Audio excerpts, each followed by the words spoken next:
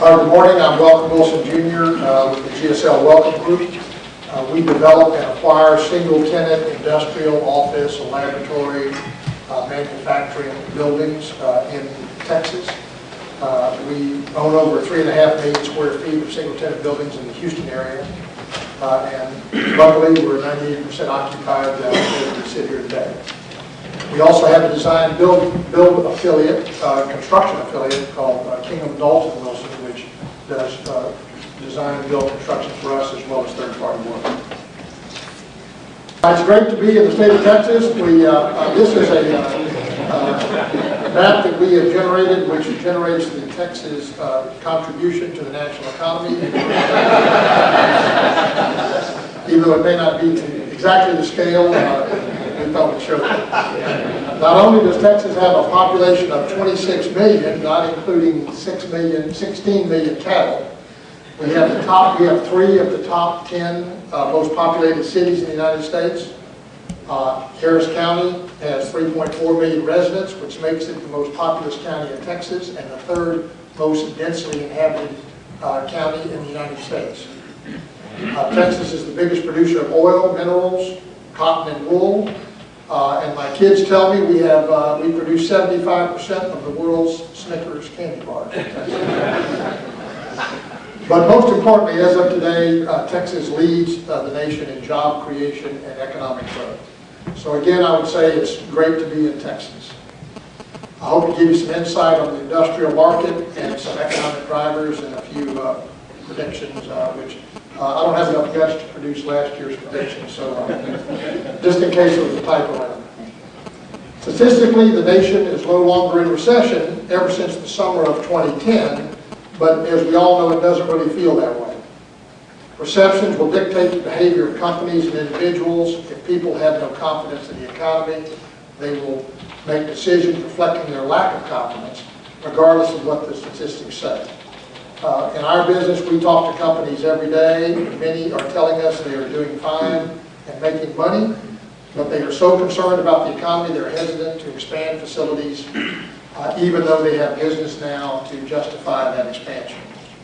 To avoid being hit by the recession truck again, we need a renewed confidence in the national economy. Texas has obviously fared better than the rest of the country, and we have been able to lean on the energy industry here as well as the Port of Houston.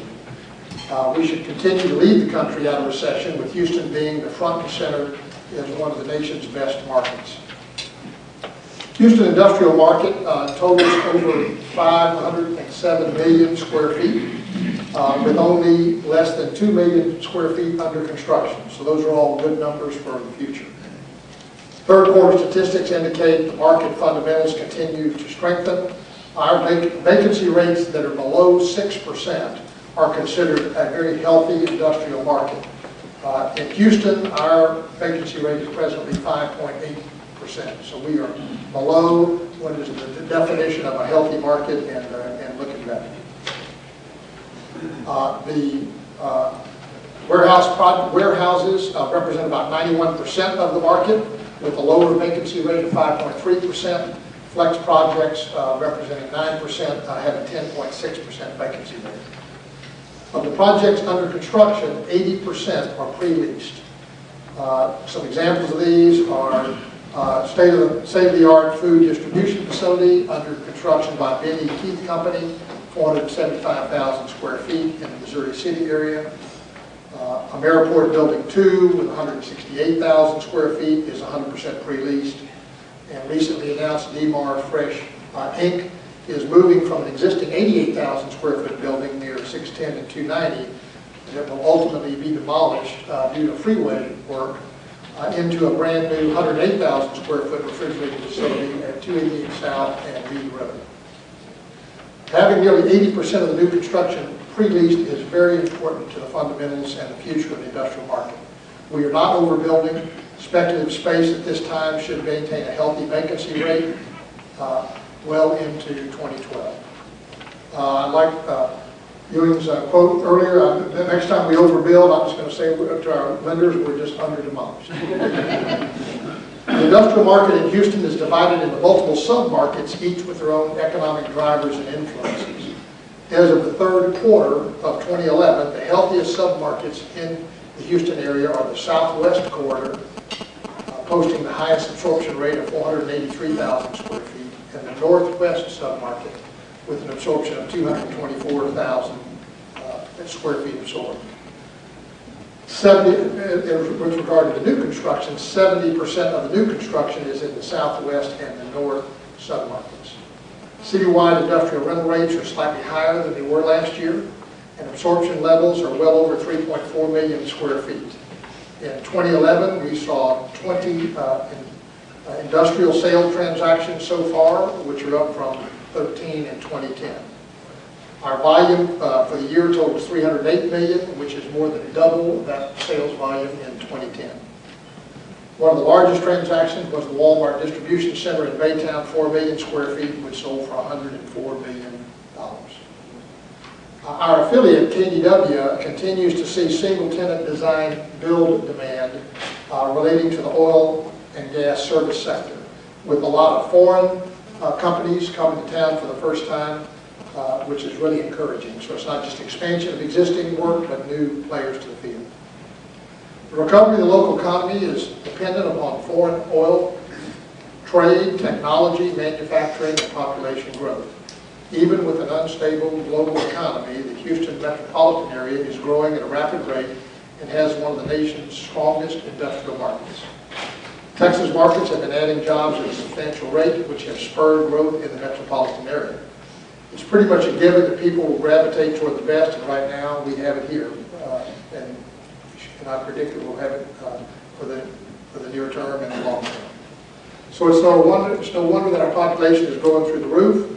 Brandy mentioned earlier that the Greater Houston Partnership announced yesterday that they predicted in 2012 85,000 new jobs created in Houston. That's a huge number.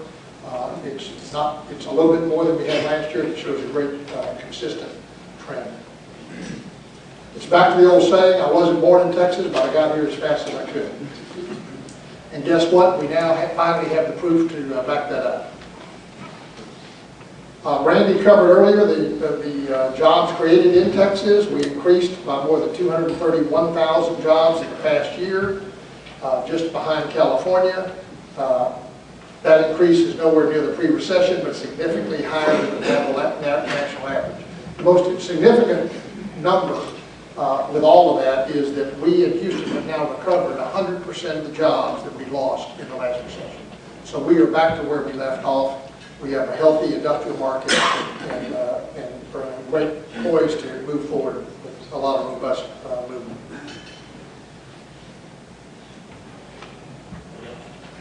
This is your, this next slide is the average Joe's view of oil prices today.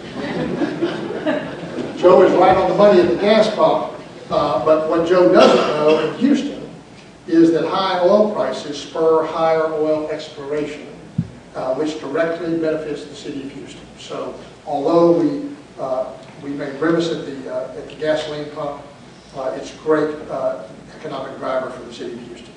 Oil prices are hovering around $95 a barrel, which is close to 50% higher than they were last year. There are several factors which contribute to high oil prices. The main one is the weak U.S. dollar and the European financial crisis and tensions over Iran and the nuclear crisis. What does this mean for us? Emerging Trends report in Houston shows Houston as being the U.S. energy capital. As such, expands off a Texas-sized service sector employment engine.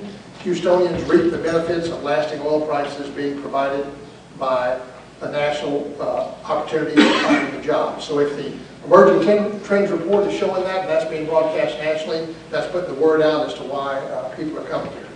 A few examples of things to watch coming up next year, which are going to be big factors in the Houston market, is the ExxonMobil announced their plans to build their new corporate campus on 385 acres just south of the Woodlands.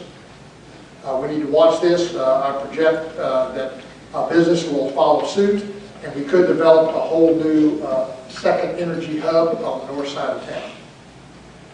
Eagle Ford Shale is in all the news. All the people in the oil and gas business I know say that that's a long-term play, not a short-term play. That's good for oil and gas. It created 10,000 jobs last year in just the Eagle Ford Shale play alone, and expected to double that in the next couple of years. Always need to mention the Houston Ship Channel continues to grow, with trade growing.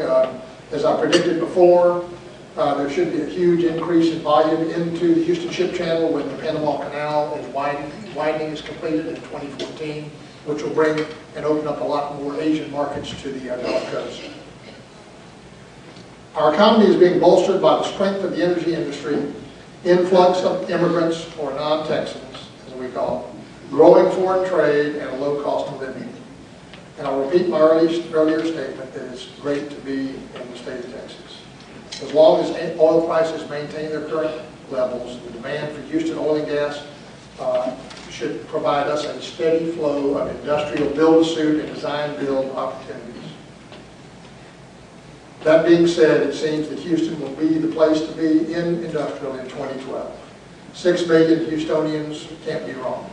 I want to close with this slide of a University of Houston football game. I'm happy to mention that U of H is obtained Tier 1 status in this last year. It's a great supplier of informed workforce for the city of Houston, and we're happy to announce this week the entry into the Big East Conference. Thank you very much.